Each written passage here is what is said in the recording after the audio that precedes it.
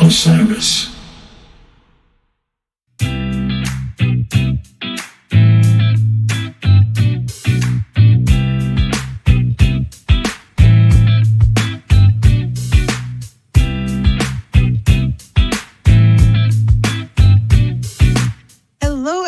Welcome to another episode of Goose Chicks Podcast, an all-women-led show focused on the band Goose, the jam band community, and everybody who supports amazing music. I'm Leslie Mack, producer and co-host, and today we have an amazing show for you. We are delving into our experience at the recent Midwest run of Goose's 2023 spring tour. We're going to talk a little bit about gendered expectations in music communities, and for the first time, we're sharing some live interviews from Goose shows at the Salt Shed in Chicago. How is everyone doing? Hannah, Alexius, Chelsea, we have the full crew here. How are y'all doing today?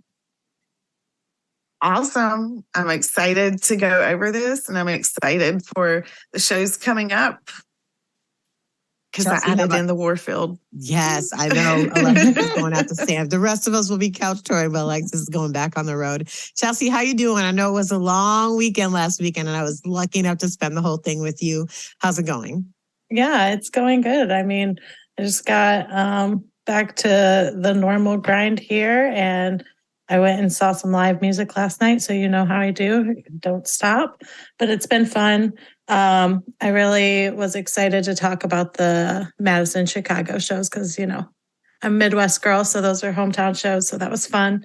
Yeah, so I'm excited to talk about it with y'all. For sure. Hannah, I would be remiss if we didn't send a special happy birthday to Tyler, who we got to celebrate in Chicago this past weekend or 2 weekends ago. Yeah, this past weekend.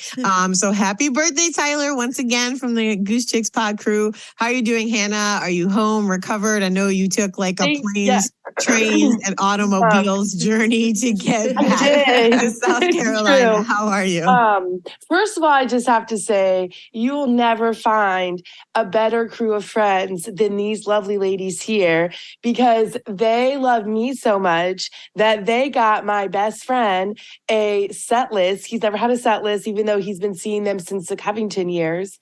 And they kept selling out of that damn hot dog t-shirt, and he wanted it so bad because it had his birthday on it. So they also got him one of those. Thank you from the bottom of our hearts. And actually, he actually considered, I asked him just now if he would go on the live recording tomorrow we're going to do to thank you personally. And he said, yes, but no, I can't. Like, that's how introverted and shy he is. Like, he actually considered it, though. That's how much he is appreciative and loves you guys. So anyway, I did get home eventually. And that could be a whole podcast in and of itself. So I hope well.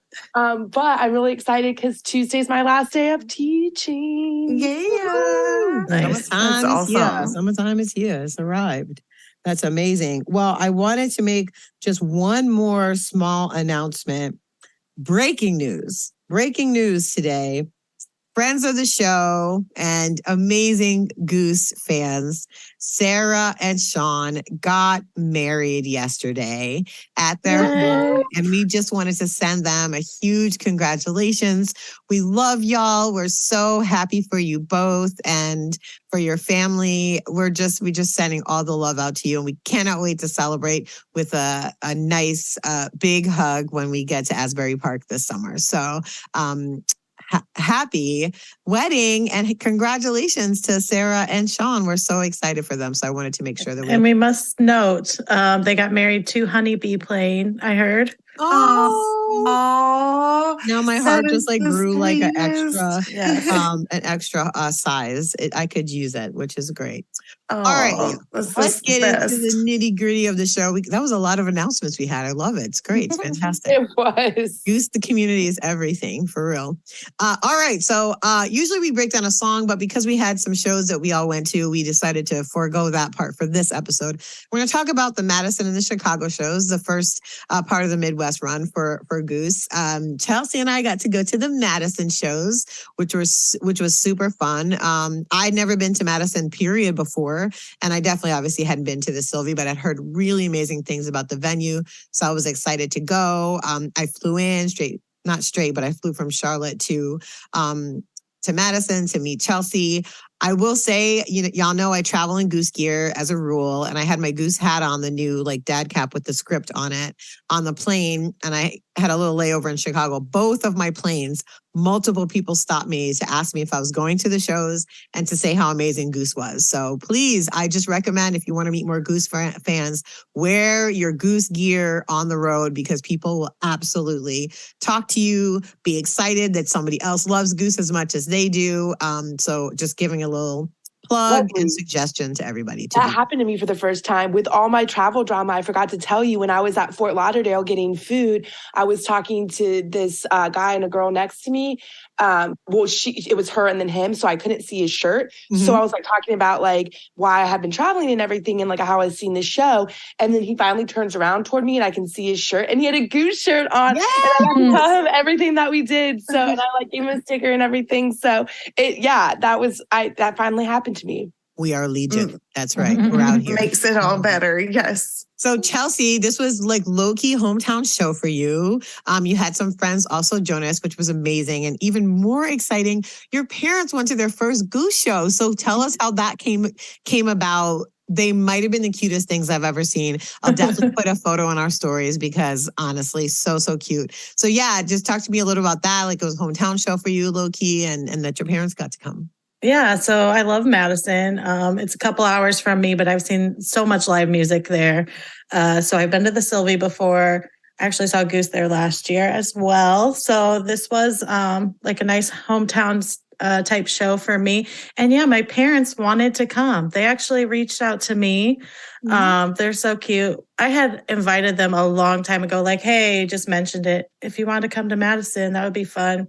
And nothing ever came of it, so I didn't think much of it. And then I think it was like the Monday before the show, my mom texted me. She's like, are there still tickets for that Goose show in Madison? And I was like, I think so, yeah. And I found some, and she's like, okay, yeah, we want to go for our anniversary. It was their 45th anniversary. Hey. And my mom wanted to do like a little trip. Sweet. Is that what you're supposed to give for the 45th? Is it Goose? A Goose, right?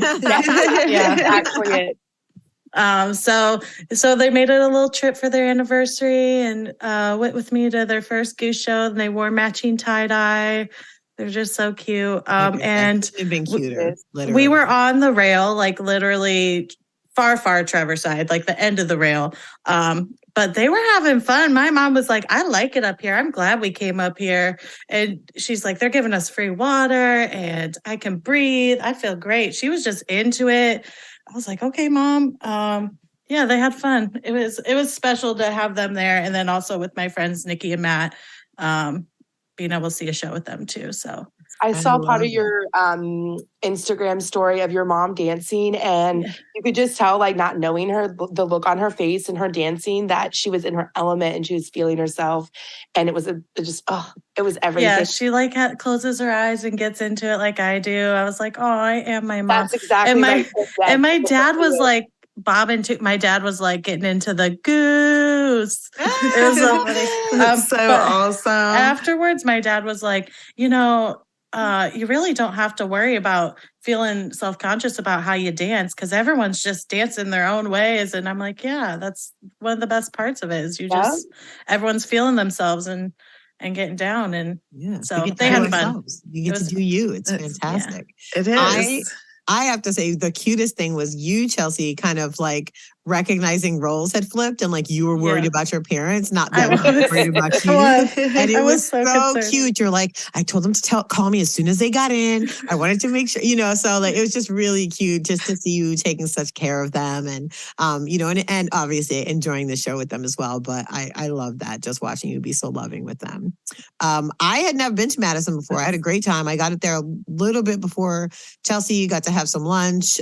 Jeff and Ed and Berta were having lunch at the same restaurant I happened to be in. So I got to chat with them for a little bit, and also saw Peter out in line, went to go see Rail Fam and talk to everybody that was there. Shout out to everybody. And this, for those who don't know, is my first Goose show ever without my husband, without Drew. So that was a really new experience. And I have to admit I wasn't feeling nervous, uncomfortable because Chelsea was going to be with me, and I was like, okay, I have people, but I was uncomfortable and like, I don't know what I will be like at a show by myself, because so much of my vibe at shows ends up being like Drew and I connecting, or like loving a song together, or like hitting each other when something happens on stage and stuff like that. So I was like, what's it going to be like?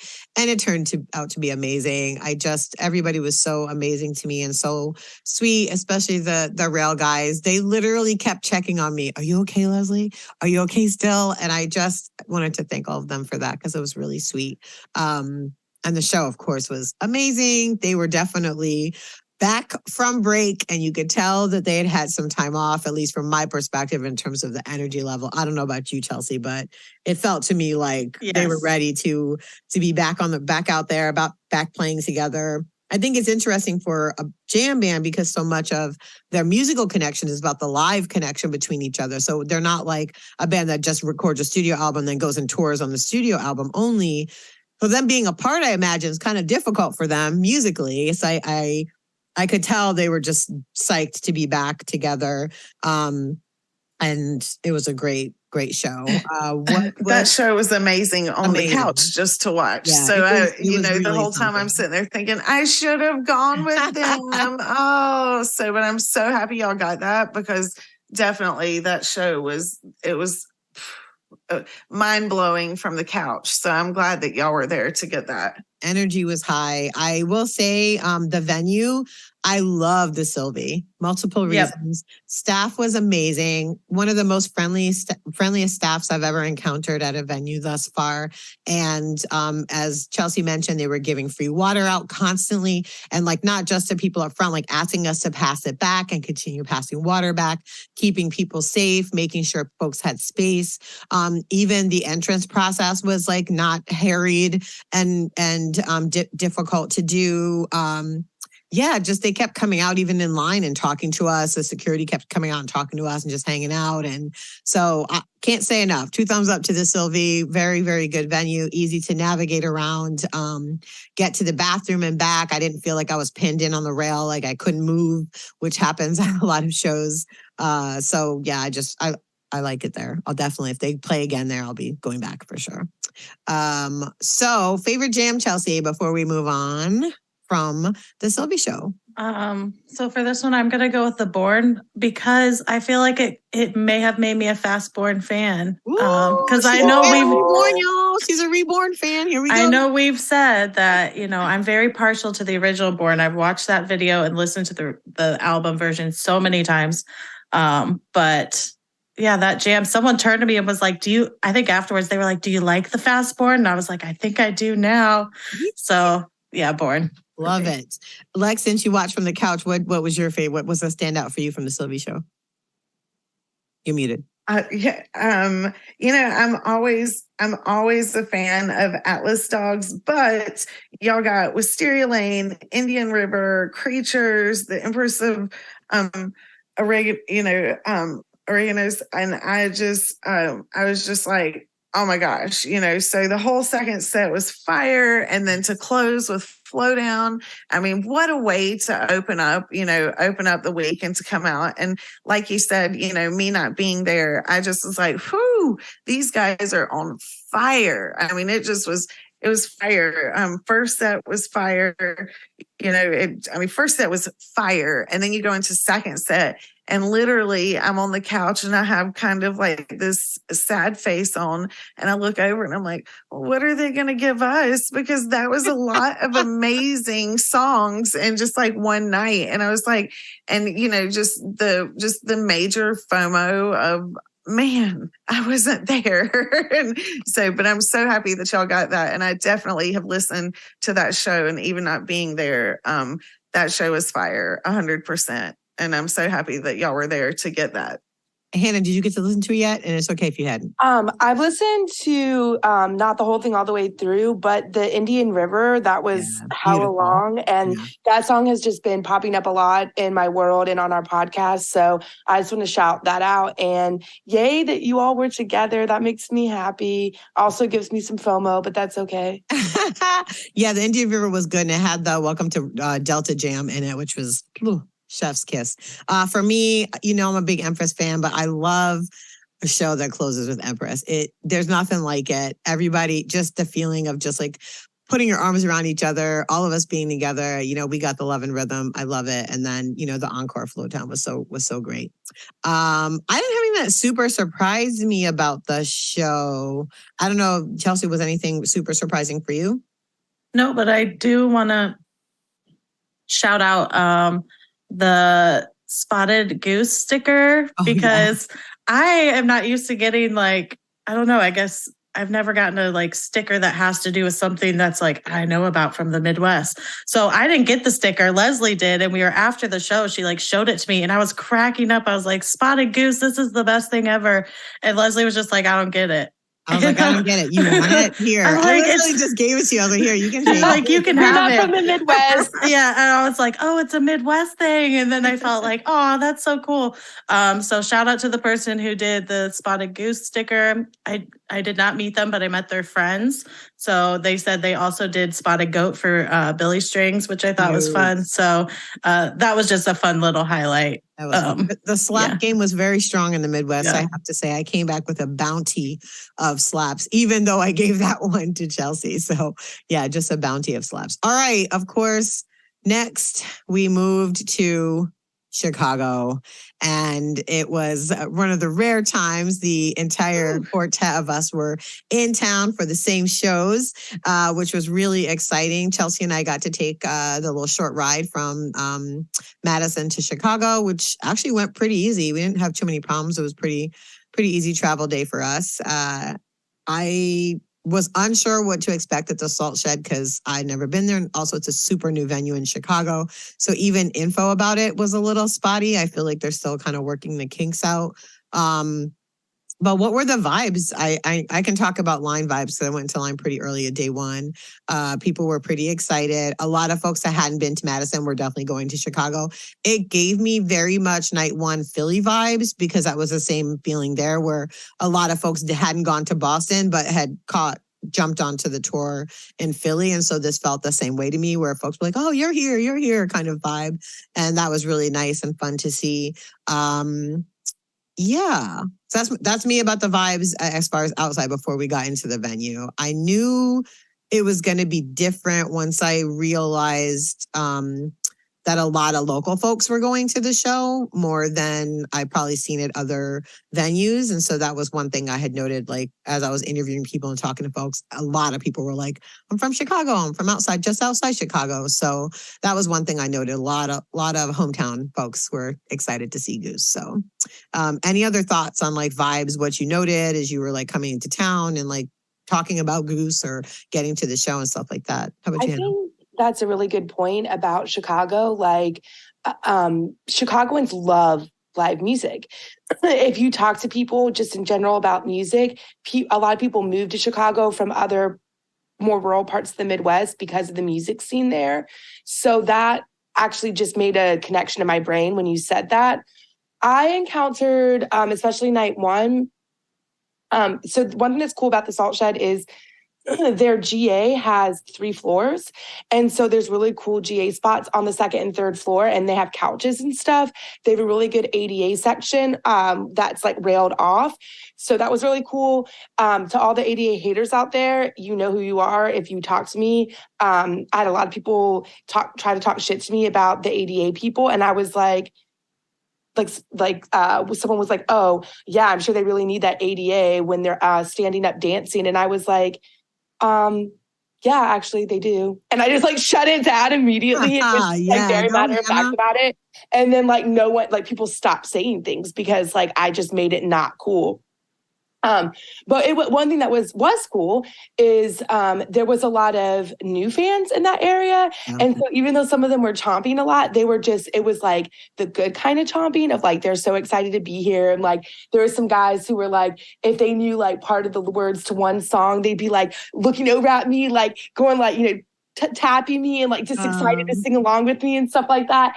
And so it was really cool seeing the show on night one through their eyes, because these are people who have been to one, maybe 2 or 3 shows. They are starting to get really into the catalog, and they were like, or like these one guys behind me were asking me, like, they were so excited to have me next to them because they could ask me questions, and they waited till after the songs were over. Like, they knew that etiquette because they were boomers. They knew that etiquette.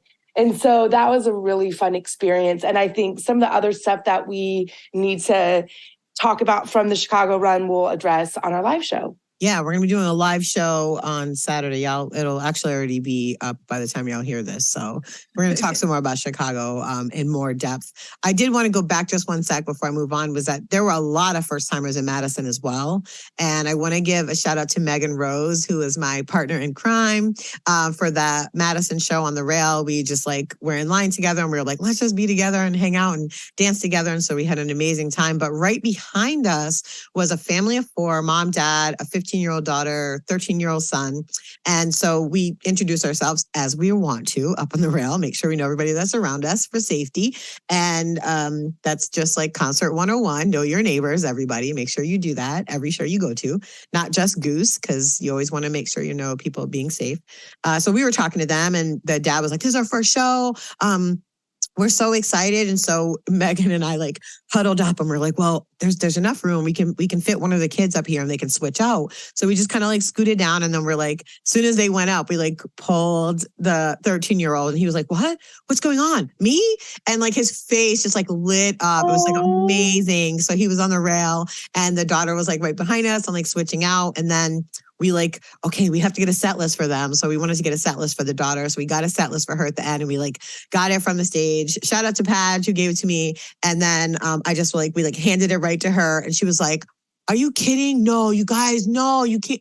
You're not serious. So I just wanted to, I don't even need to say their names, but I was really excited to see a family going to a Goose show for the first time and helping them have really positive first experience. So shout out to them. Shout out to Padge. Shout out to Megan. Love you, girl. Have fun out on the West Coast. And yeah, you're never alone at a Goose show, no matter what. Right. And it was just a reminder of that. And it was really great to see so many new people. So I didn't mean to jump back, but I forgot to mention that show. I'm happy that you said that, Leslie, because it's very important, as the scene grows, and, we'll touch on this later, but as the scene grows, vibes are changing. And I remember when I first came into the scene, shout out to Addison, and I think it's Addison Bradley. I can't remember last names. Y'all know my memory's the worst. But so we see Goose, and he's in front of us on the rail, Pete's side, and he finds out that it's our first show. And so he's like, no, he's like, if this is your first show, he's like, you have to have rail. So he let us have rail, and and ever since then, we've gotten different set lists, and just gotten pretty lucky with getting set lists and knowing different people. So this Salt Run show, it just, it's very important to make sure that you give back to the community. I'm so happy that y'all got them a set list, and Tyler's birthday, getting a set list for Tyler and stuff, and his picture, so cute. And so many people don't have them. So it's so great to be kind, be Ted, and help and give back, to others. And if you have a set list, if you have a couple of set lists, give to others. Don't be greedy, and karma will come back. It's awesome.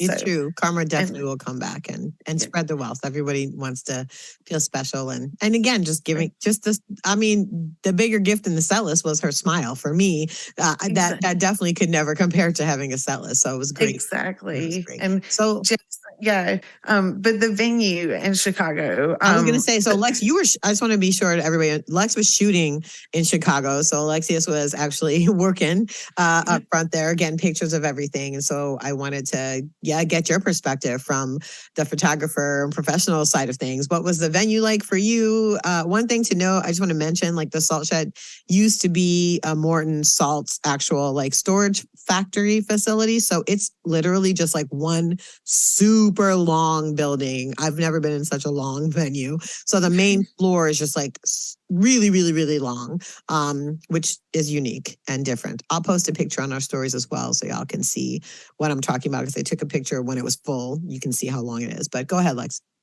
So the venue was just like you said, it was very long and triangular up top. It was very cool to see the lights, because from different areas that you're at, you see different views. And so it's really awesome being a photographer because I'm able to see each different view in the house. And so I was able to I was all the way up front, right in front of the band. And then I was all the way in the very back, just as far as you could get back against the wall. And Getty's lights were, they were able to do the triangular shape, the lights that he has this year and how it goes like kind of in a diamond. It was so cool because they were literally lit up. And then he had different lights along the way back. And so it was really cool to see like how far the lights went out, and the lights went up on the ceiling halfway back, and it going up at a triangle, and it was just it was really cool. And so we've been we were in the Pullman in Atlanta last year, and the Pullman, kind of at first when I was outside, I was like, this is giving me Pullman vibes. But when you got inside, it was better because it went as far back as you could see flat. And then they had seats that went up, and then they had on one side of it, they had a balcony so you could see more. And so it was much better viewing options there. And so it was a really rad venue. I was really excited to see all of it. It was very jam-packed, full to the brim. They had it jam-packed, but it was a really nice venue. I liked it. I thought it was really cool, and the history behind it and the way that they saved it. And Goose is like the first big band that they've had play there. So, so this is gonna bring them up. This is, the security guards were telling me the entire time, they were like, we are so excited that Goose has come, because they're the first big band that has come here. And now that they've come here, this will bring a lot of other bands that comes here. And so they were just so grateful and so excited that Goose had come to the Salt Shed. My one thing that I will say is that water was not abundant. I think that it was very hard to get to the restrooms. And then, I being a photographer, I was talking to the security guards, and, and this happens a lot at different venues. I, get to know the security guards, talk to them. And I was like, hey guys, listen, these passing out, and the pass outs were literally from dehydration and because they could not get out of the room. So it's like, it's what I've seen other places do, where the first night they had as many fallouts that they had with it, they would just bring in, big things of water and make sure it's passed out. And I said, even if you sell them, people just need access to them, because they didn't have a row for people to get back. It was very hard as the photographer to be able to get to the back, with that big bag on. And at points I had to, have it over my head trying to get through the crowd. But it was such a beautiful venue. I don't want to, to be negative about it. And just it was an awesome venue. Just my only suggestion is make it easier to access water. Now, and I want to pause for a minute, because they did allow you to bring in empty water bottles, and we forgot Friday, but Saturday we had 2 water bottles going, and one was like a big personal one. So every time one of us went to the bathroom, we would just fill it up. So that was a little bit better. And then I'll also say they had liquid death water for sale, and that's they're under contract, and most places in Chicago sell that and are under contract with that brand. So they may have had limitations outside of their control because of the way the market for water is in Chicago, which sounds stupid, but is real. So at least they did minimally what they could. I think, how at the Cap, there was the women, because it was all women, who worked for the venue, and they were selling water to people, even in the GA. Right. Yeah, they were just walking around selling stuff, which I think was Leslie saying. You could just sell water. That's what I was saying.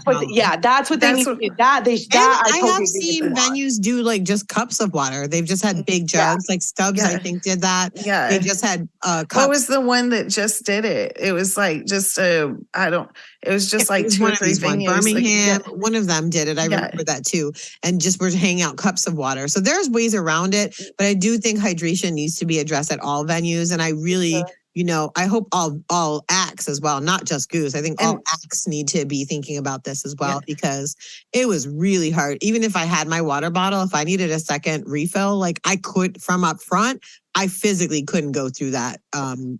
Right. And that's all I was trying to say is I don't even care if they're selling it, just like they did, just bring it up there and there's access, because you could not get, like, once you were in the front, you could not get to the back. It was impossible. So you can only buy so many drinks, even if it's water, you can only buy so many drinks at a time.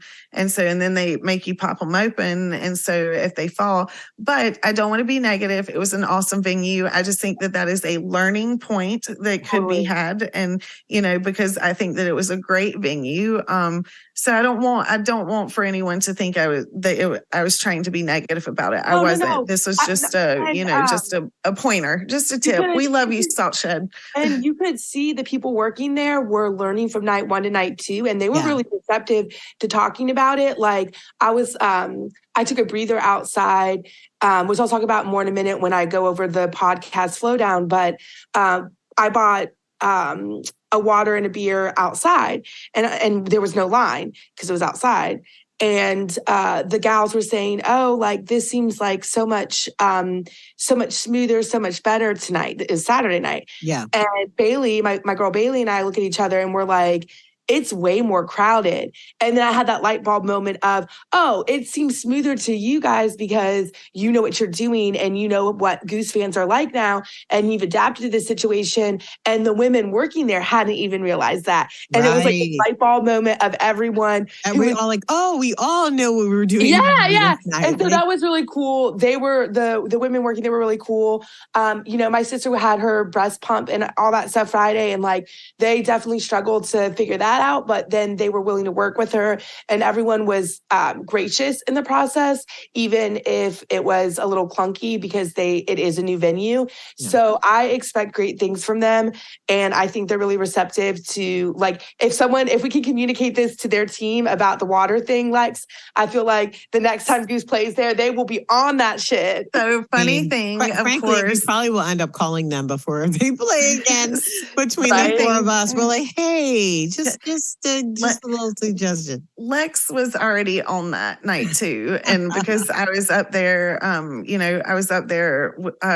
and there were a couple of commercial guys that were up there.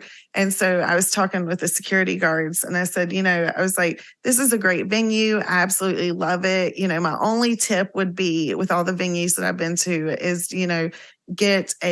if you can't do it with bottles of water, get the water coolers and fill up some water cups, and or, just sell water. You can have people come through and sell water on breaks, and, but it's just hard for people to get to the back. And the paramedics were right there, and the security guards were right there. And then another guy from the Salt Shed was right there. And I even said, I was like, this venue is amazing. It's so good. The lights are so good. I heard people saying, I feel like I'm being taken up in a spaceship. Yeah, it was very spaceship-like. It was very spaceship. And the last time that I heard that from other people was Radio City Music Hall. Mm. So it was really awesome to hear. There were a lot of great reviews about it. And so, you know me, I was just like, hey guys, it was, this would just be my only tip. Everything else is absolutely wonderful. And they were like, that's a good idea. And one didn't think it was a good idea, but the other ones thought it was a great idea. And I was like, and I said, just think about it. You can make money that way. And so when you pass it off like that, they're always down to make more money. Exactly. Well, we are not going to spend any more time in Chicago because we're going to talk very much more about this on the live show. So make sure y'all tune into that, which will also be added to the podcast feed eventually. I did want to turn the conversation to a more general conversation about gendered expectations of non-male fans, and us as podcasters. We've been running into some very interesting experiences as we are getting deeper and deeper into both Goosedom and podcasting about Goose and about jam band shows.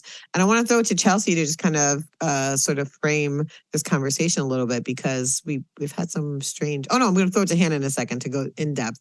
But I will say this: what we've been experiencing is we've been tagged a lot on various social media platforms with an expectation that we have to, quote unquote, do something about a situation, a moment, a person, an incident, whatever it might be. But the expectation in tagging us is that we, the four of us who don't even get paid to do this podcast, by the way, are expected to do something about something that has nothing to do with us.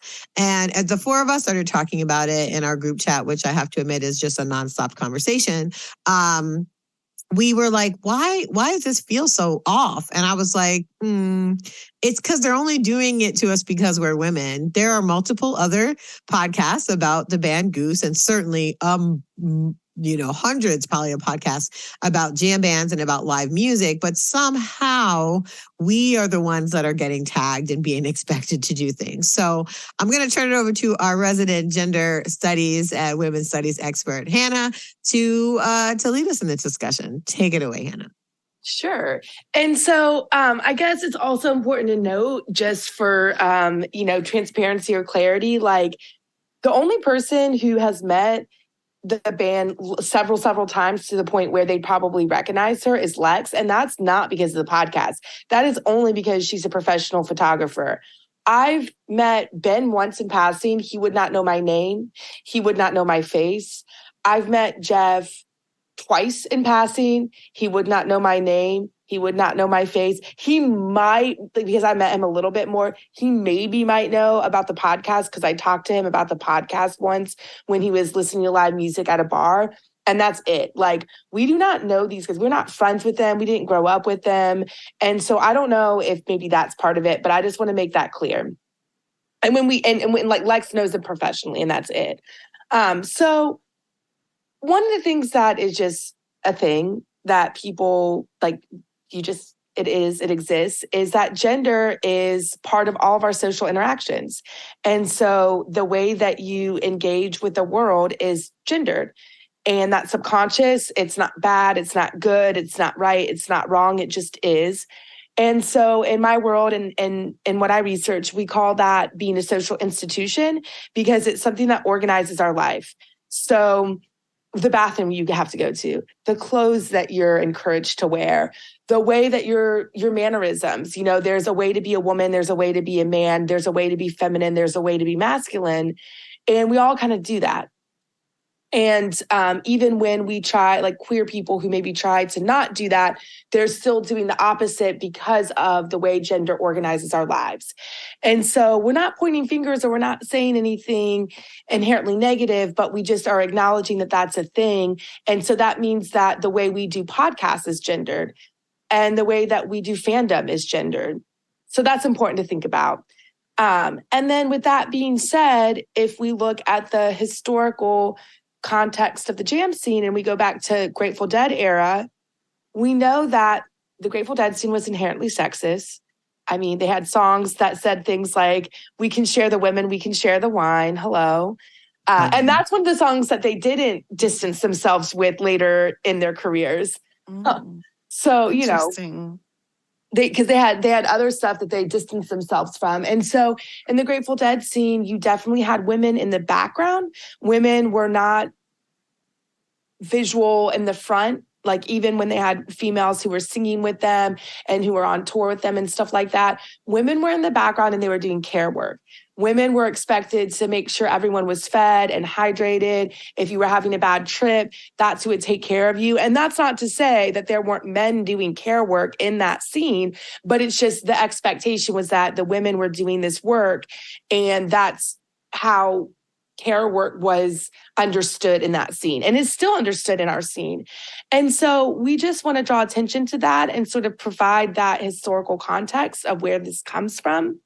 And we also invite our fans, especially our guy fans to undo that work and acknowledge it, and then just be like, hey, maybe women don't have to do this stuff that is inherently sexist. Like, maybe we can help each other out. And we see the guys from the band doing that, right? We see Peter going out and making sure people are hydrated. We see, whoever, but usually Peter, saying to be kind to each other out there. You know what I'm saying? Like, so the guys in the band are trying in their own way. I don't think they probably understand it this way or think about it this way, but they are actually trying to undo that gender norm of women being caretakers in the jam band scene. And that gives us this opportunity as fans to also do that. And then finally, one of the other things we were sort of talking about is how we get tagged in these posts because the expectation is that as women, we'll do the unpaid labor of addressing these issues, whatever those issues might be, or perceived issues, I'll say. And yet we encourage our listeners to think about, why are women held accountable when their male counterparts aren't? Especially, we're being held accountable for behavior of people we don't know. We're being expected to be held accountable for stuff that's completely out of our control, that we don't we don't know about this. We weren't there. No one was at, whatever show this happened at or whatever. And so be kind to each other, but be kind to us too, because we are just very passionate about this band. We love the music. And at least for me, I think I'll speak for the group. What the hell? Get it, girl. We don't like the four of us. It's not like we want to be friends with the band. We don't we want that distance because we have all been in the limelight in other capacities, at least to a certain extent. And we understand what it means to have people stop you and be like, hey, I feel like I'm best friends with you. And then we're sitting here like, I don't know who you are and I don't know you at all. And so for me, and I think you all probably agree, you don't want to ever make the guys feel that way. And so they're 30-year-old men, and they're human beings, right? They're human beings. They're not just there for our entertainment. We're exactly. lucky that they do I want them to entertain live us, their lives. I want them to live their best lives. And when they share beautiful moments with us, like when Ben proposed to Sam on stage, that was beautiful. And I love that. And I love love. And I feel honored as a fan that we were able to bear witness to that. But the expectation shouldn't be if, Peter wanted to propose tomorrow or Rick wanted to propose tomorrow, that we would all have access to that, right? Right. And saying that, Hannah, I'm just going to stop you for a second. I'm sorry to interrupt, but saying that, since that has happened, I have seen it personally happen, that Sam has lost her autonomy, and she is allowed to have fun at these shows and to be able to go out and dance and for people just to let her be. She is the kindest person. She's going to say hey to people, but there are also times that she wants to go out and dance with her friends. And a lot of this has stopped with the girlfriends and fiancés because people just feel that they can, just run up and they don't mind a hey, that's fine. But just, thinking that you're going to sit there and talk to them forever, and if they have time to sit there and talk, you will totally know, but if it's just a, hey, thank you, nice, let them go about their way. They are completely human beings and they deserve to have fun at a show and to not feel like they have to hide in the background. And that's something that I've seen that has changed over time. And remember, the band is the band and they are the ones, of course, when you are in the limelight, that's just part of it. You lose part of, of your private life but you shouldn't lose all of it. But the fiancés and the girlfriends, they're not in the band. They didn't sign up. They didn't sign up for this. A lot of them we didn't buy a ticket for them. So let's just be clear. Let them live their lives and enjoy how they want to, just like we get to. Yeah. And Becky is a little more in the limelight because of her professional pursuits. And I want to take a moment to shout out, there was a handful of people at the Chicago run, both nights, who had the Empathy is Everything shirt on that Becky. And I definitely I didn't get to talk to any of the people wearing those shirts, but I definitely handed them out stickers and was like, I love your shirt. And it was like, there was like 2 sets of couples that I ran into, and both the woman and the man of the couple had the shirt on. So like, we love seeing that. More of that, please. Like, support the cool shit that Becky and Peter are doing. And like, if any of the other guys collaborate with their partners or whatever, support the shit out of that. But then that also doesn't mean that because Becky is more in the limelight, that if you see her at a show, oh, well, she's putting herself out there more, or Sam's putting herself out there more. And so we, right? Like, if you want to say, if you want to say, hey, I love your shirt, I love all the work you're doing, Becky, that's awesome. Yes. But like you said, Lex, like, don't expect to have like this, hour-long conversation with it, right? You know what I mean? Exactly. So, but I also want to take a moment, because I think that part of our fandom is really cool, that there's crossover and we see people wearing the collaboration shirts of Becky and Peter at Goose shows. Like, that part is dope. Keep that up. We love that. Yeah. And I'm sure, like, if they have the time, like, for example, I was talking to Rick one night, and a lot of times he does not have the time to talk. And so a lot of people come over after a little bit of time, and, and I start to panic because I'm like, oh, he's out here talking, because I'm out here, and I'm like, do you want me to, walk you back towards the bus, us talk walking back towards the bus? And he's like, no, it's cool. So sometimes, yes, they definitely want to talk. They definitely want to interact. And, but sometimes they just want to be able to have their privacy and their shows.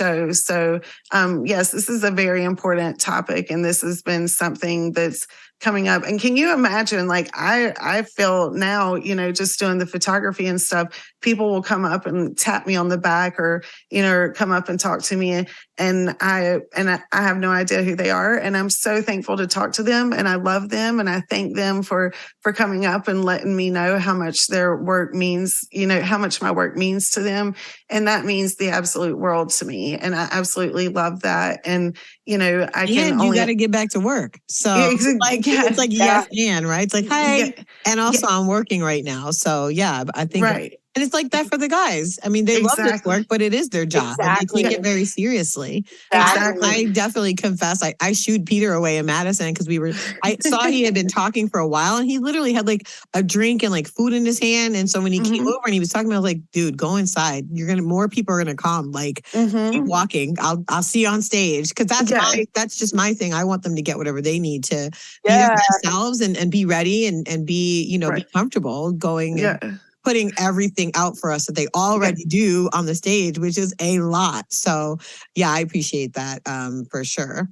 I wanted to touch back on the unpaid emotional labor piece, because one of the things that I love about the Goose community, and I'll just talk about folks that are frequently on the rail or that are in line, all day, is that they really have, for me anyways, broken down these gender roles so significantly. I think it's because a lot of the guys that are in that space are younger, and they really recognize that that's not how they're really able to be. So I wanted to give a shout out to, of course, my long lost son, Lucas. And also I wanted to give a special shout out to JD and also to Athen, because the three of them really took amazing care of me on this run.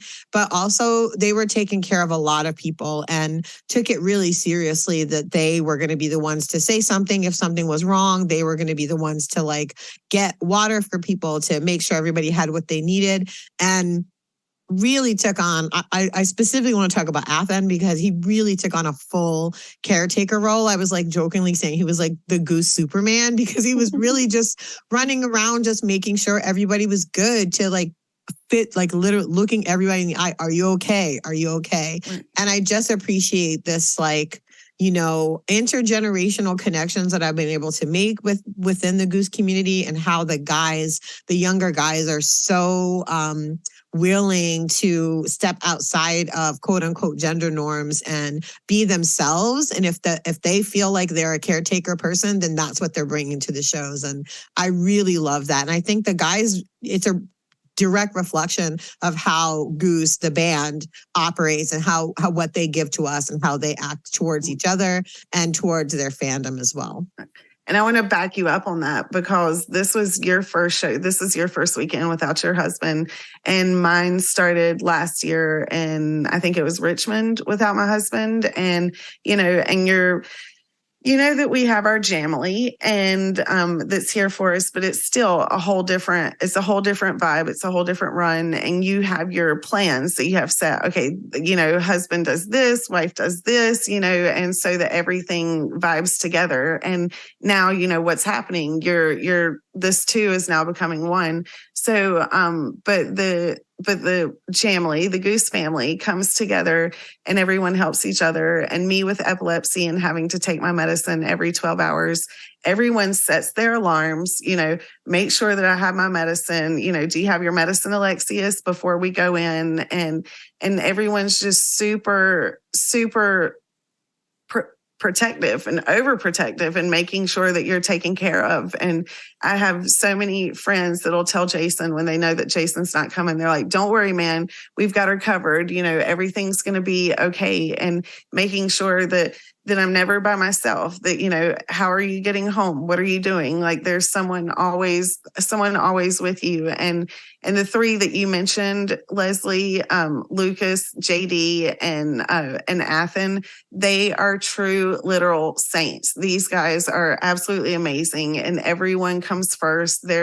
They just have the best hearts, the best souls, the best intentions always. And all I've ever seen out of them are the biggest smiles ever. So it's so just so grateful for our Jamily that we have. And that's my new word. I'm going to, that's my new word that we're going to start calling the Jam family, the Jamily, because we are just so close and everyone's so amazing with each other. And we need to continue those good vibes as thing grows and remember the good vibes that we started from and continue to bring this love and passion for the music and for everyone that loves the music.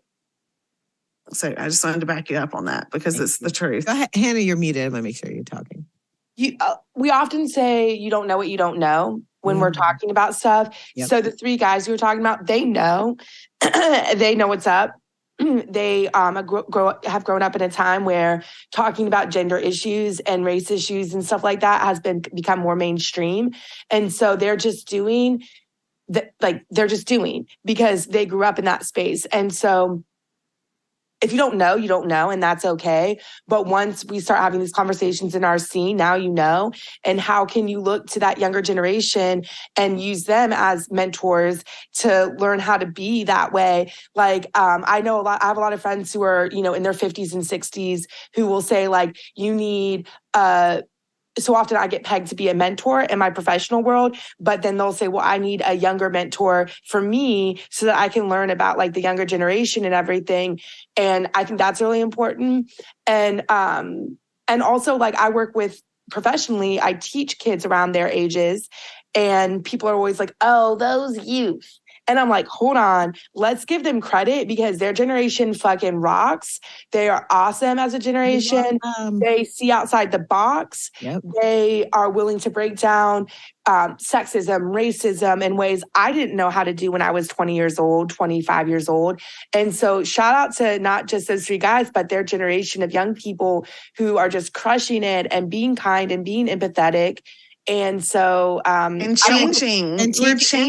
Yeah. And I think the biggest hallmark I would say of them is that like, they're willing to admit they don't know what they don't know. I think that their lack of ego in that particular place of like when there's a growing edge for them, it's like, oh, I want to know more about that. Like, I didn't know that. It's so not defensive and it makes it so much easier to connect with each other and with them. So yeah, just shout out to all of the young folks, all you Zoomers. We love you guys. You're the best. I wanted to ask you, Chelsea, about, I know you had saw on Reddit. We're not all on Reddit, but we just happen to have a few comments about Reddit right now where the term goose chick was being used negatively. And we've been seeing this crop up a couple of places. So why don't you just say one, like, what was your first thought? Like when you read that and you were like, huh, because obviously we talked about it in the group, but I wanted everybody to hear kind of your thoughts around how jarring it was for you to kind of just like read that and be like, wait a minute, what's happening here? Yeah. So I said that.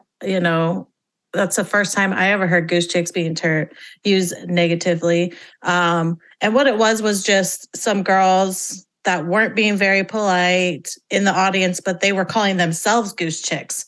And this was the first time this person had really heard that term.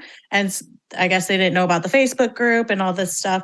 And so they just kind of were like, I don't know what those Goose Chicks were about, but I wasn't really feeling it. So I feel like it was like a small group, but I just want to say, if you're representing Goose Chicks and you want to call yourself that, Goose Chicks are kind and welcoming and friendly and polite. And that's what we represent. And I don't want someone to put themselves out there and think that just because you like Goose, you're a Goose Chick. That's not true. You must be nice and kind to fit in with the Goose Chicks. Check out the Goose Chicks Facebook group because you will find that everyone there is very welcoming. Seriously, there's never any drama on there. It's so chill. Live by Tina's daily affirmation. We get a daily beautiful message from Tina. Yes, every day from Tina. And also, yeah, as you said, I think the kindness piece is really there because in the group, we don't just talk about Goose in the Facebook group. It's a lot about whatever personal issues are going on, supporting each other in our business endeavors and our personal lives, supporting each other when things are not going well. Like it's a really beautiful, loving space. And we try to extend that into the show spaces, right, with each other. And so, but, you know, Hannah, as I said, our resident gender studies expert, is very right in pointing out, we're in the chat right now, you know, you're talking about how the female coded words eventually always get turned into something negative. And so I guess we're trying to head this off at the pass and be really clear that being a Goose Chick is awesome and that it does mean something special. And we're still defining what that is, like together. Shout out to all the times I've handed out a Goose Chick podcast sticker to a dude who was like, I'm a Goose Chick too. It sounds silly and it sounds joking, but what probably these guys don't understand is by doing that, they're showing themselves as an ally to me, and they're showing us that being a Goose Chick is a positive thing that they want to be, and that has so much power. I don't think you understand. The first man that ever said that to me was Naveed. And it was, of course. He's like, he literally said, I'm an honorary Goose Chick though. Like I've been told. I'm like, you are, Naveed. Yes.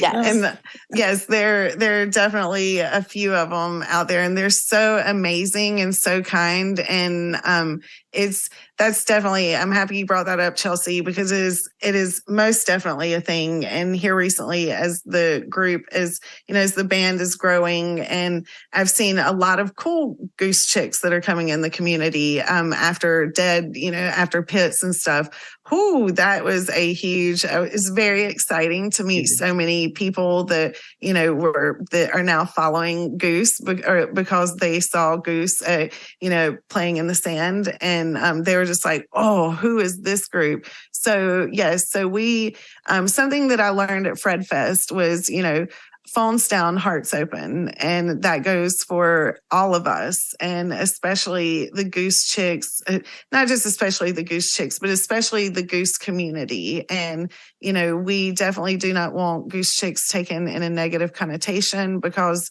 we are not negative. Actually, men will join our group, Goose Chicks, and it's actually Tina's group. So this is always a big thing too. Tina, Goose we love Chicks, you. Shout out to Tina. Shout out to Bethany Cat as well. We love y'all. Thank you for creating such a beautiful space. We love you. Yes, thank you. And we're the podcast. They're the group. Yes, they're the group, but we're the podcast. Absolutely. Yes. We're going to take a quick break, and we will be right back.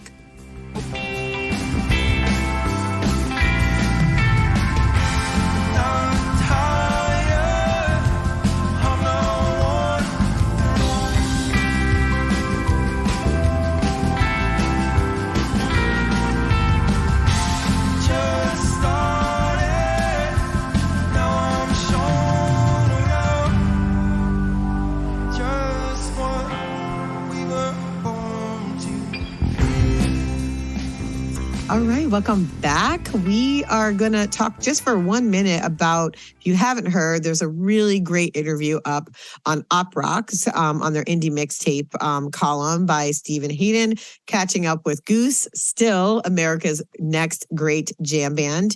Stephen had spoken with Peter and Rick about a year ago, so he was tapping back in to see what has all been going on since then. It's been really great. And Chelsea, I wanted to just turn it over to you because you had a little piece of Rick's conversation there that we wanted to just spotlight and talk about for just a few minutes. Yeah, so when this article came out, we obviously all just read it right away and we're talking about it. And I am new to the jam band scene. This is kind of my first experience with that. So I'm learning a lot. But there was a part in the article where Rick mentioned Fish fans expecting type 2 jamming. And he did mention maybe we don't need to win them over. But this is something that I hear a lot as someone who's not really familiar with Fish or jam bands of like, oh, they didn't do type 2 or that was so type 2. So I just texted our group chat like, what the fuck is type 2 jamming? Because I don't know and people keep talking about it. So Leslie was so gracious and explained it to me, and we thought it would be a good thing to chat about today. So I'm going to let her explain it the way she explained it to me. For sure. And it's a great question. Also, like, I love that we're going to be able to demystify some of this stuff. One of my biggest critiques of Fish fandom is that it's very gatekeepy. They really like to be insular and make you feel like you don't know anything. It's kind of a hallmark of the scene. And it makes it really unwelcoming to lots of people and certainly to new folks. So let's talk about types of jam. So a type 1 jam is a jam that really continues the characteristics of the original composition that it's being jammed off of. So the cadence stays the same, the meter stays the same, the melody often stays the same, and you kind of are jamming within the structure of the song as it exists. Very cool, very fun. Type 2 jams end up being a complete departure from the original composition. So it will be a different tempo. It will not have anything to do with the melody of the original composition that it took off from. Cadence will be different as well. Meter will be different as well. Even key changes will occur. So anytime that you're listening to a jam and you say to yourself or somebody next to you, wait, what song is this again? Odds are that's a type 2 jam because they veered so far from the original song that you can't hear it anymore. It's not really present. Goose, I will say, is really, really good at coming back from type 2 jams back into the song. It's one of the things I think really make them stand out from other jam bands. And it's also been a critique that people have thrown at them that they're like, oh, their jams are so rehearsed. And I'm like, no, actually their jams are not rehearsed, but their transitions are. And I think it has made them a much better band. It's made them a really accessible band to folks that may not really be into jam music because they rarely disintegrate into kind of what people refer to as the bleep, blop, blort that you will hear at Fish jams, where they just kind of let things peter out into whatever, because that's the type of jam band that Fish is. And there are others that are like them as well, but obviously Fish is really well known, so I'm going to use them as an example. But when we were talking, I was mentioning like Slow Ready is a great example of a type 2 jam because a Slow Ready jam does not sound like Slow Ready at all. Once it gets going into that second part of the jam, the Slow Ready jam, it's different. Now, we all know it's a Slow Ready jam because it goes with Slow Ready every time. But imagine it's the first time you're hearing Slow Ready live and they play Slow Ready and you've heard it wherever. And then they go into this jam part and you're like, what's this? That's a type 2 jam. I wanted to just mention one other thing that I've noted about Goose specifically, and they did this in Chicago, which is, I've been calling them jam sandwiches because I don't know any other thing to call them. And they did this in Chicago with Echo of a Rose. I think it was night 2. And so what they'll do is they'll start with a song. They'll play quite a few songs in between, right? Full songs. But in the jams of those songs, they'll tease the original song that started off this little sandwich. And then they'll come back at the end, and they did this in Chicago. So like after Drive, they went into finishing up that set with Echo of a Rose again. They came back to Echo of a Rose. So I love that. It's really just a unique thing about Goose, just like their 3-part harmonies that we get to hear so often. They're singing in rounds that we get to hear so often. It's just another hallmark of kind of the different things around Goose and their uniqueness as a quintet. So that's it. That's my story about jams and all the different types of jams. Perhaps jam sandwiches are actually a type 3 jam. I don't know, y'all. This might be a new thing, but we'll see. We'll see. I just have to say on the jam sandwiches, when you said that, all I could think about was the Uncrustables. Shout out to Smuckers. Shout out. We had those at our Airbnb Sponsor us during if the you want to, Chicago run. Smuckers. We're here. Oh, those got us through the Chicago run. Thank you, Leslie. And so we were very happy to see Goose the band host Smuckers, Uncrustables, yes. Yep. That's the cute. That on was their so story. funny. So, You don't know. So we got back jam from the Chicago sandwiches, shows y'all. like late at night, and I was like, guys, we've got Uncrustables in the fridge. We were like eating. We brought one to Tyler's birthday party. I brought one to the after party. We brought them to the after party. We had, I have a question. Did our after party hold up to your standards, Leslie? Oh yeah, it was great. I had a wonderful time. I was vibing. Music was good. People were great. It was a wonderful time. Shout out Ian. Ian's taking over for our MC. Yes. It was funny. We got back to the Airbnb and like the boards were up. We were like, oh my gosh. We were just getting home from partying and they had the boards up. So that was pretty wild. The boards were up. That meant that I had to go out partying. I need to listen to these boards. That's right. That's right. All right. I'm going to turn it over to you, Chelsea, for this week's fan art spotlight. All right. Yes. So y'all know my friend Nikki Jones. She was with me on the Midwest run this time in Madison and Chicago. But I wanted to shout out one of her things she does, which is AcroYoga Quad Cities. So you might remember Nikki was on our Yoga of Goose episode where we talked about yoga concepts in Goose lyrics. But she is also the co-founder of a performing arts group called AcroYoga Quad Cities. So it's a small troupe of dancers, flow artists, and acrobats. They do live performances, and they even incorporate fire and LED props. And they're also all yogis. Wait. So, did you say fire? I just want to make sure I heard yes, that. Okay. Yes. Wow. Oh my gosh, it's cool, you guys. Sounds amazing. I know. So they're also all yogis. So their performances all have these undertones of yoga mythology as well. They like hold each other up. It's wild. But they just did a really cool guest performance locally at in Davenport, Iowa at the Village Theater. And today they posted a full video of that performance on their YouTube. So go check it out. It was really cool. Subscribe, give them a follow. They are hoping that they'll be able to start performing at workshops or some festivals this summer. So hopefully we'll see them at summer camp or somewhere like that. Do they do lessons? Because I know when I was at Bonnaroo, I went to a hula hoop making workshop where then they had a lesson. So if they do stuff like that.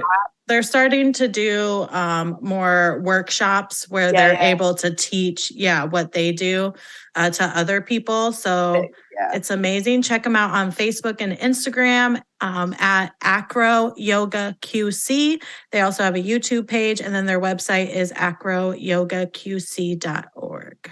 We'll definitely have all these links in the show notes and also expect to see that YouTube video on all of our socials as well. Very, very cool. Well, this is a perfect segue. Hopefully they will be at summer camp. I'm going to throw over to Alexius to talk about festivals and specifically summer camp.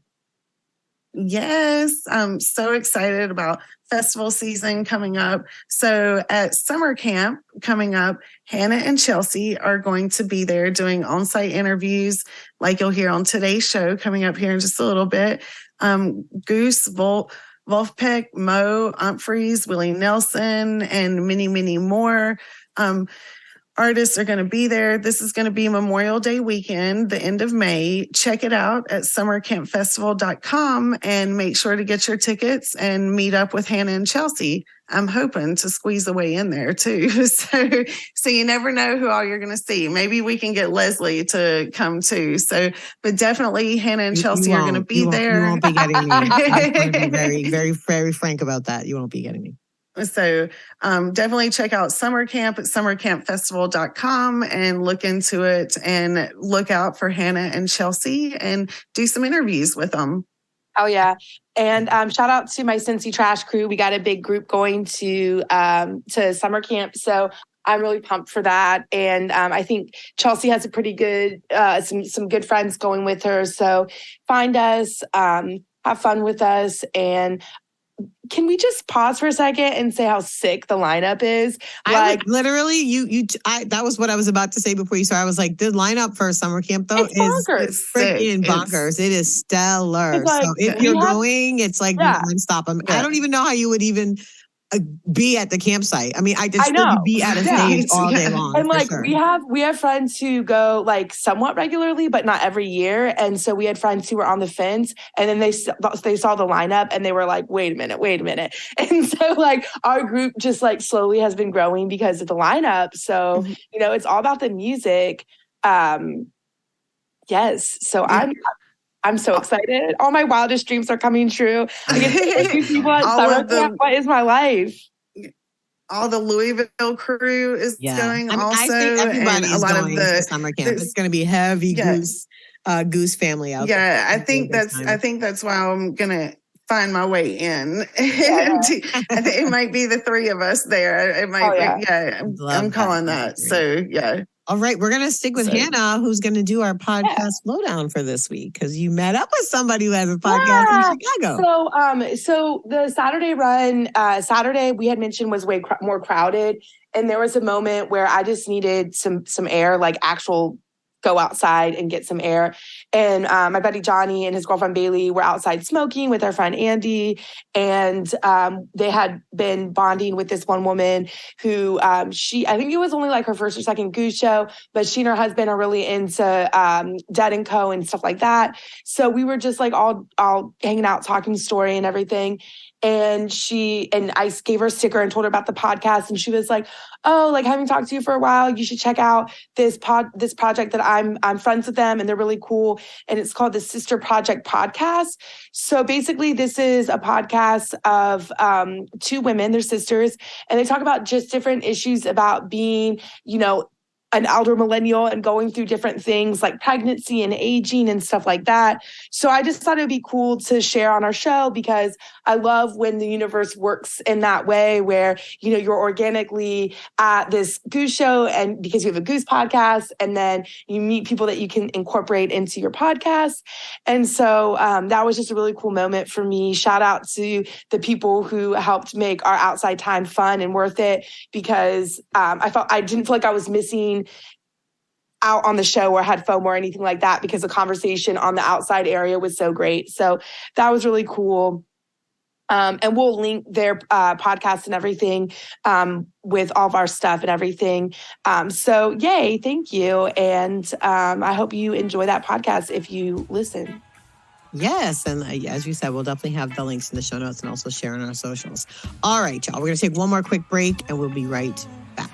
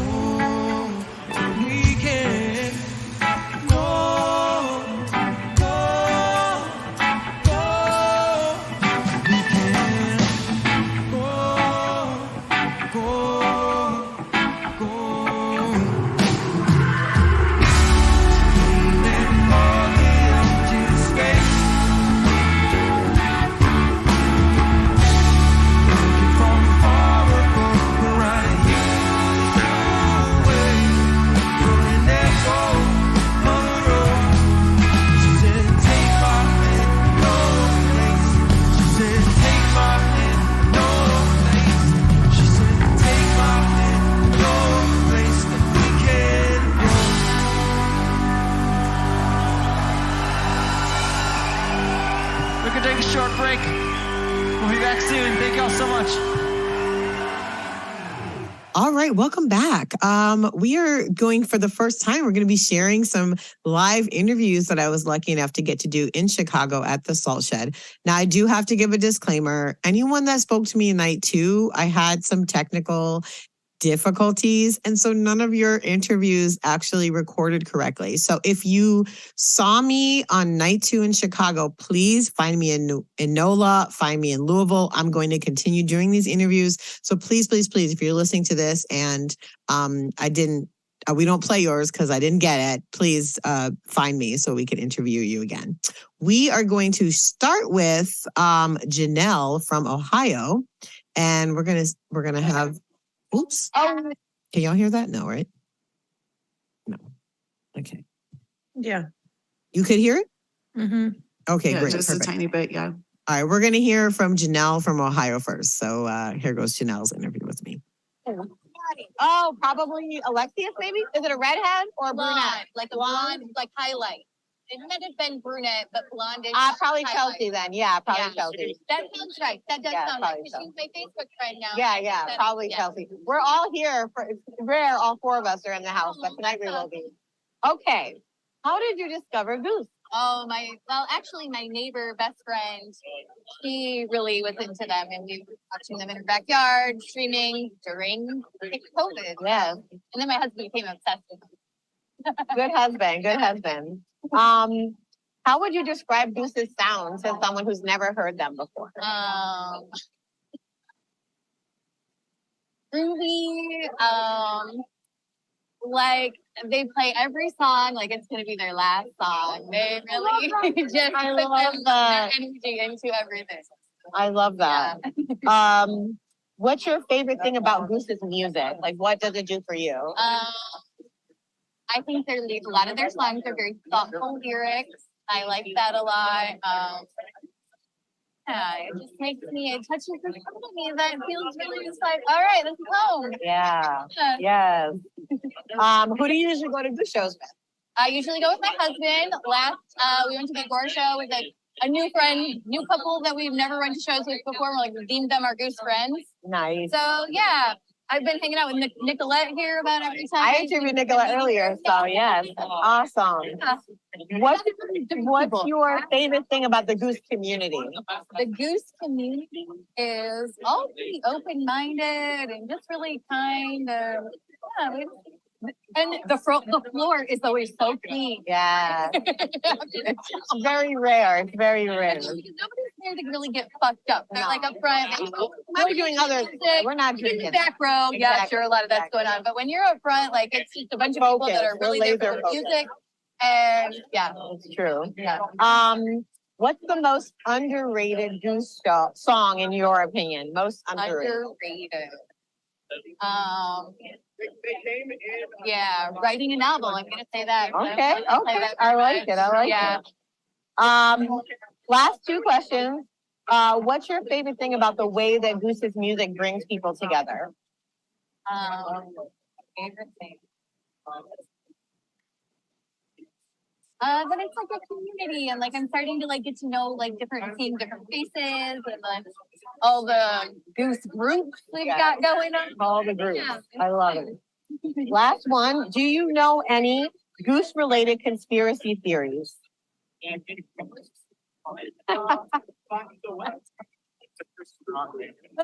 a Christian rock band. Oh, it's a Christian rock band. There you go. That's a good one. Awesome. If you could just say your name and where you're from to finish out. My name is Janelle Phillips, and I am from Big Island, Ohio. Awesome. Thank you so much, Janelle. I appreciate it. Cool. I loved her answers to everything. So cute. Oh, Okay, yes. we'll do a couple more. Since I mentioned Nicolette there, let's hear what Nicolette had to say. I love her. Oh, it's my birthday. It's my 30th It's your birthday. Oh my I'm gosh. 30, dude. What's up? Woo! We love birthdays. All right, so how did you discover Goose? My now fiance Stephen and I were going to the intersection in Grand Rapids for pigeons playing ping pong, and we found out that Goose was opening up, and we're like, let's figure out who they are. We listened a little bit on the way. We're like, well, they're good, decent. We didn't know what to go expecting. We had an open mind. We went in, watched Goose, and our mind was our mind. You can swear on the podcast. Let's go. We were fucking blown. We loved it. It was so good. We were like, I can't believe these are their songs. Yeah, I thought when they were playing Hot Tune, This has to be a cover. Yeah. And we loved it. Immediately after Goose played, we were about second rail. Yeah, we were second rail, so right behind the rail. I started getting lightheaded, and I lost vision and hearing, and I passed out. And Steven had to carry me all the way to the back. Through the crowd. Oh my gosh. Because I don't know what it was, maybe low blood sugar. And my vision came back once the cold air from the back of the intersection hit me. And I opened my eyes to a man, a very big man in a pigeon suit, going around in circles. Spinning in circles. It was crazy. A little surreal. Oh, And that's how we found it. I love it. How would you describe Goose's sound to someone who's never heard them before? Okay. Depends. Dynamic. Mm-hmm. I would say that they're a dynamic indie band that likes to jam. So they have like extended playing times, but like really have a lot of like inspiration from jazz music as well as like funk music and folk music. So like they take a lot of their inspirations and add that to their playing. So there's a song for everybody rather than loving Goose as a whole. Like if you don't necessarily like all genres, there's something Goose can offer you. Ooh, I love that. Yeah, they dip into genres That's where a really they good attract so many people. answer. I love that one. Who do you usually go to Goose shows with? Steven Schnettler, my This fiance. is your thing, huh? Yeah, And what number show is this for y'all? 18. 18? 18 today, 19 tomorrow, 20 in September. Awesome, awesome. What's your favorite thing about the Goose community? Oh, wow, love, friendship. Oh my gosh, we have so many friends. We're actually in Chicago with friends we met in Colorado. I love But it. they're from Buffalo, Nashville, and Awesome. stay there. I love it. Just Yeah. coming together to go to Goose. I love it. What's the most underrated Goose song in your opinion? Underrated. Mm.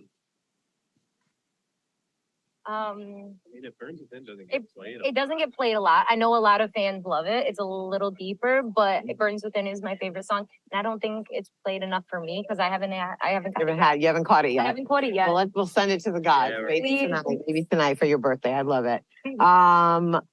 Do you know any Goose related conspiracy theories that you are willing to share? I'm asking anybody Okay. just to see if there are any out there. None so far. None No. so far. Okay, great. Nothing inspiring. And then just generally, what's your favorite thing about the live music experience, like overall, about seeing live music? I guess it's my source of like happiness, and every time I go see a show, it almost puts me on like a new wavelength of life. And I ride this like high for a while that like makes everything in life better. So every time I see a live show, I feed off of it and it makes me a better person. I love that. Okay, your name and where you're from to end it out. My name is Nicolette Shkreli. I live in Bay City, Michigan, and originally from New York City. I can tell that. Yeah. Awesome. I love Nicolette. She's so cute. And I was like, yeah, she was like Bay City. And I looked at her, she's like, but originally from New York. I'm like, good, because your accent is definitely not Bay City, Michigan. So New York.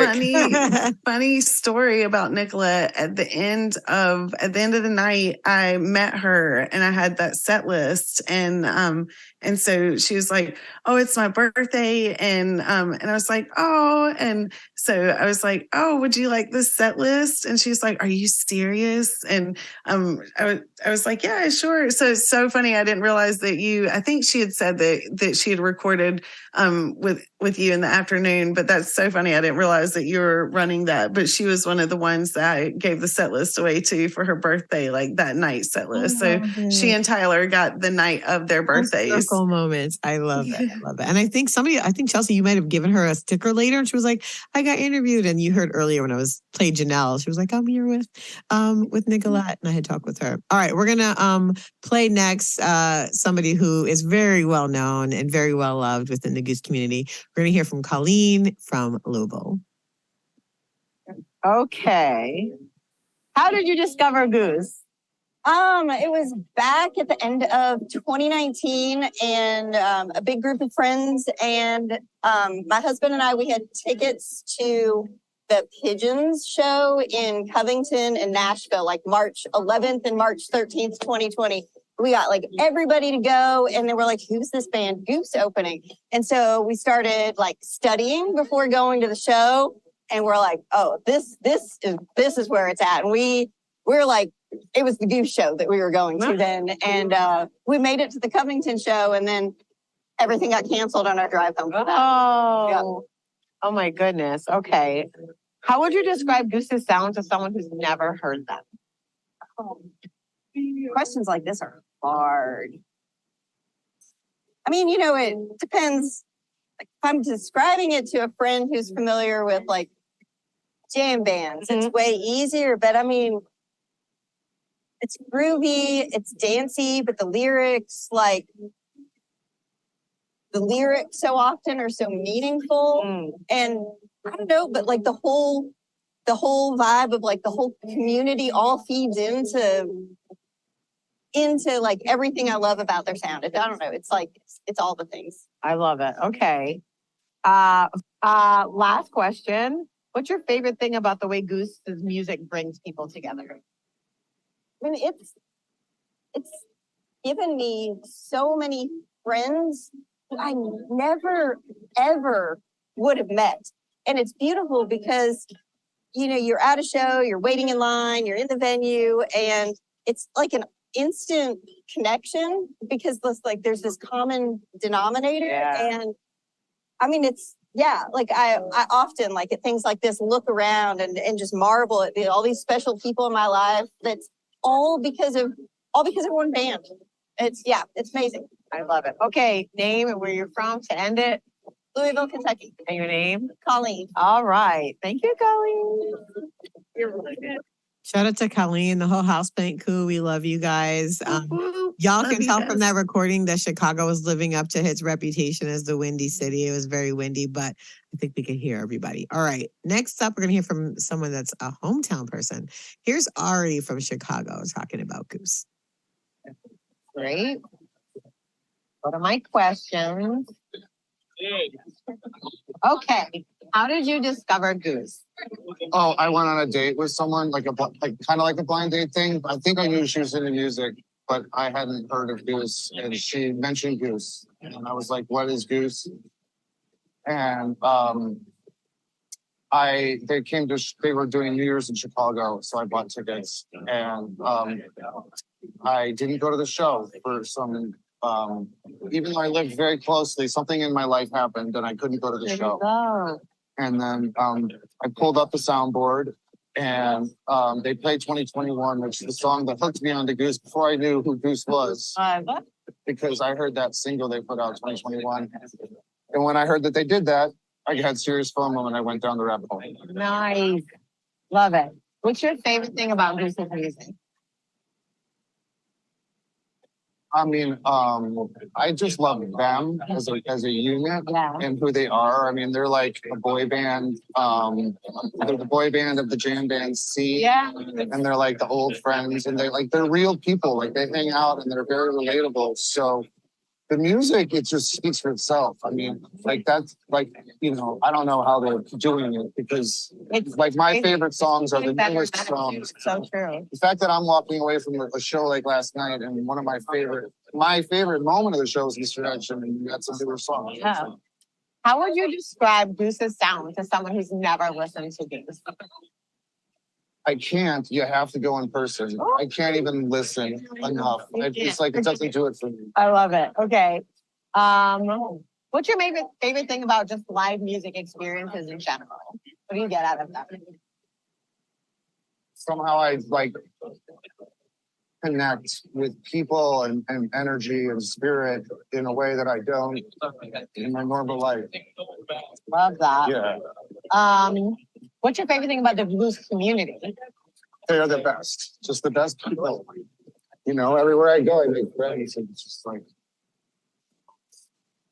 I'm just happy to be a part of what's happened. It is so beautiful. It's so true. History in the making. Mm-hmm. What's your most underrated Goose song in your opinion? Most underrated.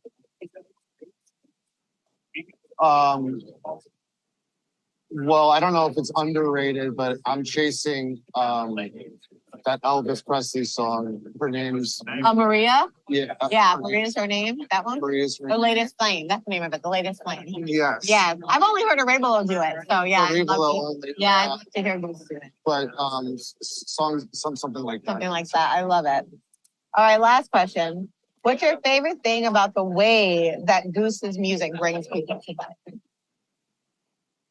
I don't know. I just try to leave it all on the dance floor. Yeah. I just leave it all on the dance floor until my legs stop working. And I like to see the expression on people's faces before, especially the people I know, they're their first show. And then you see them See them after and they're just like, what just happened? I love it. What's your name and where you're from? Ari from Chicago. Awesome. Thanks, Ari. Oh, Ari, we love you. Ari took such good care of me in Chicago as well. And in Madison, I actually got to hang out with him all 3 nights. And every time I was like, oh, I haven't seen Ari yet, he literally would just appear next to me all 3 nights. It was really incredible. All right, we're going to play 2 more and then we're going to get out of here. So let's do Odessa from Wisconsin. It's called Goose Chicks Podcast. Oh. Goose Chicks. Yes. That'll be the next one I'm downloading. All right. Hell yeah. So how did you discover Goose? My husband. Ah, Yeah. good man. Yeah, he was like, "You gotta check this band out. You're gonna love them." From that point on, it's constant. They are number one. Top tier. Love them. Yeah. Hard agree. Yeah. What's your favorite thing about Goose's music? Oh. Your stress melts. Your stress melts. And for a moment, you lose yourself in such a whirlwind of music. It's incredible. It plays with your emotions. It pulls things out of you and just allows you to release. You release. It's just a release. Excellent. Yeah. How would you describe Goose's sound to someone who's never heard them? Oh, God, they're so good. So good. It's just incredible. It's upbeat. It's fun. It's gritty. They're incredible. It's just, yeah, it's heartwarming. It feels good on the soul. Yes. Who do you usually go to Goose shows with? My husband. Yes. My husband. Yep. Guilty. Yep. What's your favorite thing about the Goose community, if you've noticed anything that you... Everybody is family. They are 100%. We were leaving our hotel this morning and I had my Goose shirt on and this guy walked past us and he goes, "What's up, fam?" Yeah. He knew why we were there. Everybody knows why you're in the area and it's like your family. I love 100%. it. You're like at a show with all of your best friends. Every show is Yes. like that. We It's so made true. like 7 best friends yesterday at the show. We were at the show yesterday. Yeah, so was I. Yeah. Yeah, and then we're going to do these So two. good. Yeah.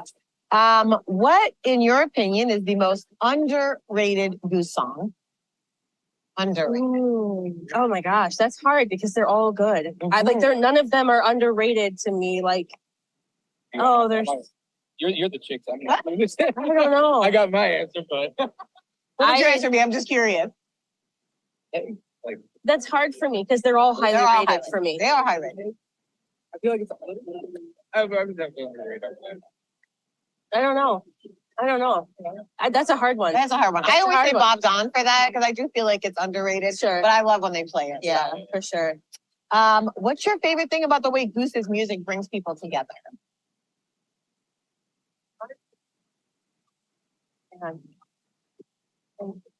Everybody is just here to have a good time. Everybody just needs that relax, that de-stress from the hustle and bustle that is our lives with work. For a couple hours in the day, you get to come and just kind of lose all of that and forget all of that. Leave it at the doorstep and forget everything. Love that. Okay, last question. Are you aware of any Goose-related conspiracy theories? Handini. He's on my water bottle. I have a sticker of Handini on my water bottle. Okay, just your first name and where you're from to end it out. Do you want like state or You can just say it. like just the state or the state, whatever you want to say. Oh, It's okay. up to you what you want to share. Okay, my name is Odessa and I'm from Wisconsin. All right. We'll be playing some more of those recordings on our live show that we're going to be doing. So you'll hear that on our feed after this one. But thank you to everyone who allowed me to stick a microphone in their face while they were just trying to enjoy a Goose show, and expect to see me out there looking for you for a summer tour. But you do not have to wait for me to come and find you. You can come to us. We always want to hear from you. We have a voicemail line set up for all Goose Chicks, Goose fans, and folks that are fans of the jam band music to share their experiences with us. You can give us a call at 704-275-3128 to leave us a message, and it might get played on the show, just like those were. Goose Chicks podcast is produced by Leslie Mack with support from sound engineer Matt Dwyer, co-host Alexius Lipo, and contributors Chelsea Long and Hannah Liebreich. That's me. Special thanks to our sponsor, Ben & Jerry's, for their support, especially Jay Curley, Jay Tandon, and their entire team. We are a proud member of the Osiris Media family. You can check us out on socials at Goose Chick Pod or on our website, goosechickspod.com, including our very first merch drop available now. Check it out and get your merch. And remember to subscribe and leave us a review in your favorite podcast app. Also, tell a friend about the show. It really helps us out. And don't forget to call our number and leave us a message, 704-275-3128. Until next time, be kind to each other out there. And remember to keep it Ted. Keep it Ted. Keep it Ted, yo.